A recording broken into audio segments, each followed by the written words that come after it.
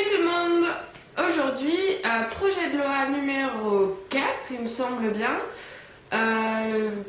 Pour ceux qui arrivent tout juste sur ma chaîne, je rappelle le principe, les propositions de loi que je fais en vidéo, c'est principalement pour montrer que le changement est totalement possible sans avoir à changer du tout au tout.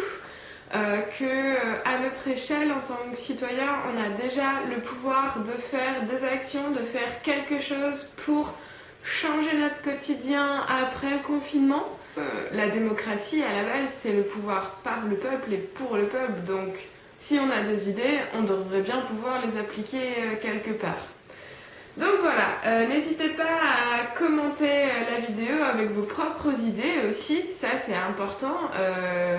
Abonnez-vous, partagez la vidéo, ça m'aide beaucoup aussi, surtout pour avoir de la visibilité. Alors du coup, ma proposition de loi numéro 4 aujourd'hui, ce serait la loi potager indépendant, dans le sens où avec le confinement, on constate à quel point on est dépendant des grandes surfaces et de toute cette industrie agroalimentaire. Qui n'a pas cessé d'essayer de se faire de l'argent sur notre santé au passage. Enfin, je veux dire, quand vous commencez à lire la description de ce qui est contenu dans un produit et que vous en comprenez à peine la moitié, c'est bien qu'on essaye de nous empoisonner à un moment. Donc pour nous réapproprier un petit peu d'indépendance par rapport à ce grand marché industriel de l'agroalimentaire, et pour nous reconnecter un petit peu avec ce qu'on mange aussi, histoire d'avoir quelque chose de vrai dans l'estomac, pas une sorte de reconstitution de molécules flagellées entre elles avec de la graisse de porc ou de l'huile de palme. Dans cet objectif-là d'indépendance agroalimentaire et de reconnexion avec ce qu'on mange vraiment, je propose une loi qui dirait que pour toute personne ayant un terrain, un jardin, un terrain, peu importe, il faudrait du coup avoir 1 mètre carré de potager pour 10 mètres carrés de jardin. Voilà, ça fait à peu près 10% de surface. Il y a mon copain hier qui me disait oui, mais du coup, il n'y aura plus de jardin.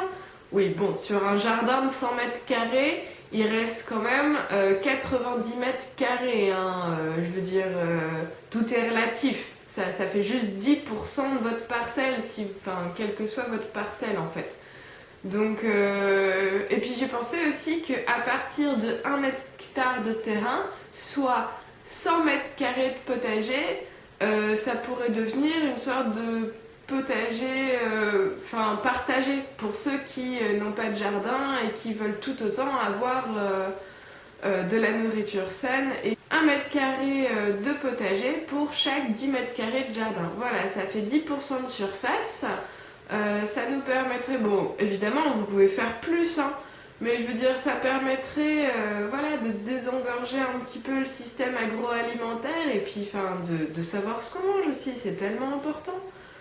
Et puis pour les immeubles, ceux qui ont un terrain bien évidemment, parce qu'il y a pas mal d'immeubles qui n'ont même pas de jardin collectif, mais moi par exemple dans mon immeuble, je sais que j'ai un petit jardin collectif. Là vous voyez ce petit bout de terrain, bon là je vais pas trop sortir parce qu'il pleut, mais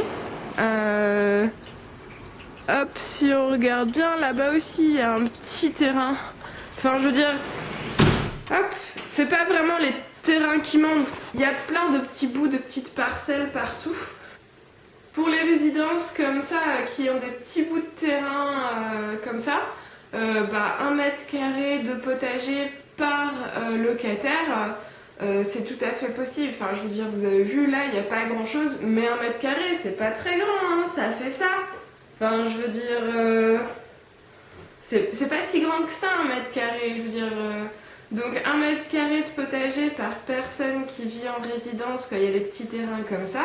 Et puis pour les personnes où il n'y a pas du tout de terrain, c'est là où les gens qui ont 1 hectare de terrain et donc qui vont avoir 100 mètres carrés de potager, ils peuvent faire appel à ceux qui ont envie d'avoir un potager mais qui n'ont pas les moyens physiques, enfin je veux dire d'avoir un jardin. bah, ça permettrait une sorte d'échange et de coopération. Enfin voilà, on peut s'arranger, on peut toujours s'arranger, il y a toujours des moyens de faire autrement, il y a toujours des moyens de satisfaire tout le monde.